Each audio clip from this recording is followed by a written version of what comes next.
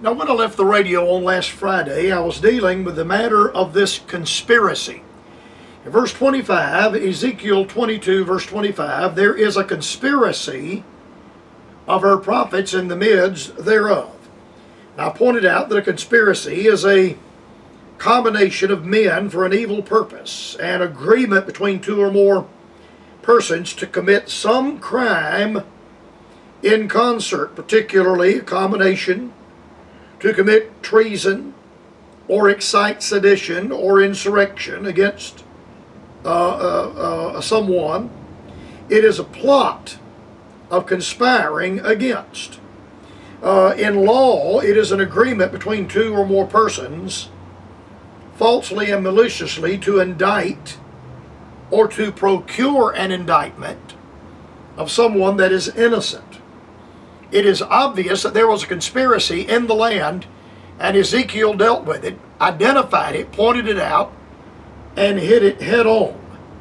Now, the interpretation of this passage is to the nation of Israel. It is to the people of Israel. But what has been shall be. And the Bible is filled up with what I call general truth. A man or a woman that will read the Bible will have a tremendous understanding and comprehension of men's behavior. They'll have an understanding of the human nature and of the corrupt nature. Everything that's going on today has gone on in the Bible. And if you and I will read the Bible and digest the Bible, we will have an understanding of exactly what men are doing today. In some instances, you could actually just change the names, and you could put modern personalities, modern politicians, modern ministers. You could put them modern criminals. You could put them right in with the Bible, because there's no new thing under the sun. There is a conspiracy in the land.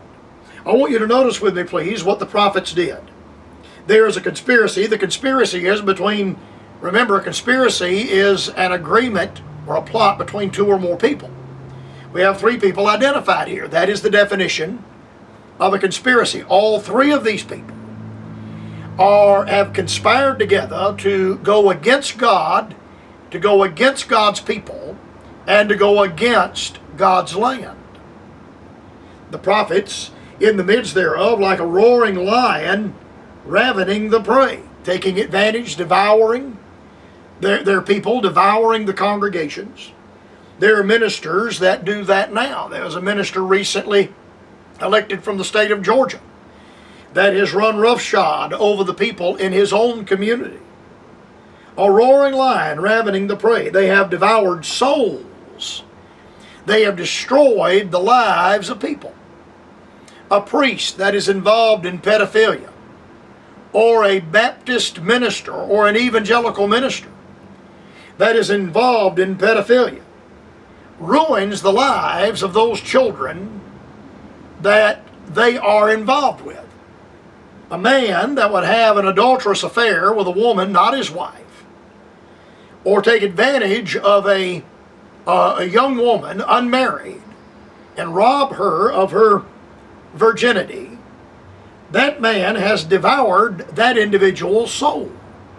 The same could be said for a woman that take advantage of a man or of a young man. How often have we seen this among prophets? The prey, they have devoured souls. That whole empire that collapsed, the PTL club. I remember that back in the 70s and the early 80s, and that whole thing, they were, the reason the Bakers went to jail was fraud. They were double selling and triple selling timeshares at their PTL resort, and ultimately they went to prison. But what a disgrace they brought upon Christianity, and caused many people to lose confidence and lose heart with Christian ministers. They have devoured souls. They have taken the treasure and the precious things. They have made her many widows in the midst thereof. Our land has been robbed. Our land has been, the precious things and treasures of our land have been devoured. And they've been devoured in the halls of Congress. They've been devoured in the Senate. They have been devoured by lobbyists that buy votes. They have been devoured by the education system that is teaching young people to hate the United States of America, to hate the Bible, to hate everything that you and I believe in and everything that you and I stand for. The abortion mills, nearly 50% of all unborn black babies are aborted. 60 million abortions have taken place since 1973 in the passing of Roe versus Wade. I hear people, they say that our most precious treasure is our children, but there's no possible way that anybody can say that with any conviction that also believes in the idea of abortion on command, on demand. One woman stood up and said, "I want to speak for all the children in America." And this woman was in favor of abortion up to the 3rd trimester. I looked at my wife and said, there's no way that woman can speak with any authority for the children in America when she believes in aborting the children in America. They have taken the treasure and precious things, and there are some Christian ministers that preach abortion from the pulpit. They have made her many widows in the midst thereof. You think about these never-ending, protracted wars that the neocons have put us into. You know, Eisenhower warned us about the industrial military complex. Today we have the deep state, and they recognize that there's a lot of money to be made. A lot of money to be made on war. And a war will give you an opportunity to do things that you could not otherwise do unless you have a war. You need a war to be able to get by with doing some things that the general public, under normal circumstances, would never embrace and never allow. The end result of that is our soldier boys come back. I see the Wounded Warrior Project commercials and advertisement on the television just like you do. These boys come back, their bodies are burned and their faces are disfigured and their arms are blown off and their legs are blown off. They have brain injuries. They're like a child now. To what end? To what purpose? I'm not a pacifist. I believe in the doctrine of just war. But wars are to be fought for national security and the defense of our land. And when we go to war, everybody should know we've gone to war, and we should go to war to win and get out. Go and win and come back. We won World War II in 5 years fighting on 2 fronts. Fighting Nazi Germany in Europe and fighting Imperial Japan in the Far East. And we did all of that on 2 fronts in 5 years. We've been in Afghanistan for 20 years. For 20 years we've been in Afghanistan. To what end are we there? The result of this is they have made her many widows in the midst thereof. The men have died. The men have been put to death. The men have either worked themselves to death or they have warred themselves to death. Then the second aspect of the conspiracy, you have to have 2 or more people to have a conspiracy. Her priests have violated my law and have profaned mine holy things. They have put no difference between the holy and the profane, neither have they showed difference between the unclean and the clean, and have hid their eyes from my Sabbaths, and I am profaned among them. I am profaned among them. Think about that word profane. We talk about profanity. Profanity is one of the most worthless things that anyone can engage in. Profane, profanity.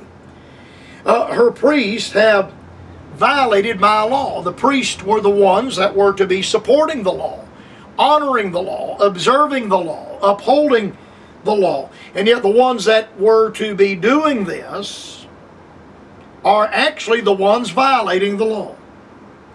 We have judges that violate the law by having 2 different systems of justice. And if you're well connected and in a certain clientele, you can get by with murder, as they say. If you're not well connected, they'll throw the book at you. A violation of the law. And have profaned mine holy things. And there are things in the world that are holy and divine. There are things that are of God. The church is of God. The gospel is of God. Children are of God. Life is of God. Marriage is of God. A man that would try to break up a marriage by having an affair with another man's wife, or a woman that would try to break up a marriage by having an affair with another man's husband, has profaned mine holy things. They have put no difference between the holy and profane. Neither have they showed difference between the unclean and the clean. There are things in this life that are clean morally, spiritually, and things that are unclean morally and spiritually. But we have lived to a day when they call evil good and good evil. They give light for darkness and darkness for light. It is the yin and the yang. I've heard people talk about a new morality. And the new morality is nothing more than the old immorality. They have showed difference between the unclean and the clean, and have hid their eyes from my Sabbaths. They've not observed God's holy days, and I am profaned among them. It was one of the reasons the Jews were driven out of the land of Canaan, was a violation of the Sabbath. Now, we're not under the law of the Sabbath in the church age, but I resent the fact that all of our blue laws are gone, and Christians go to Walmart on Sunday just like the world does now. But there was a time when the business houses and the commercial houses and the stores closed down on Sunday. Not everybody went to church, but they certainly had an opportunity to. Now we have Little League baseball games starting at 9 o'clock on Sunday morning. And parents have to make a decision between Sunday school for junior and ball playing.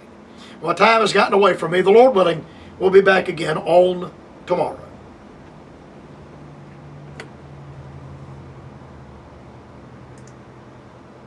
Post Office Box 4, Greenville, South Carolina 29602.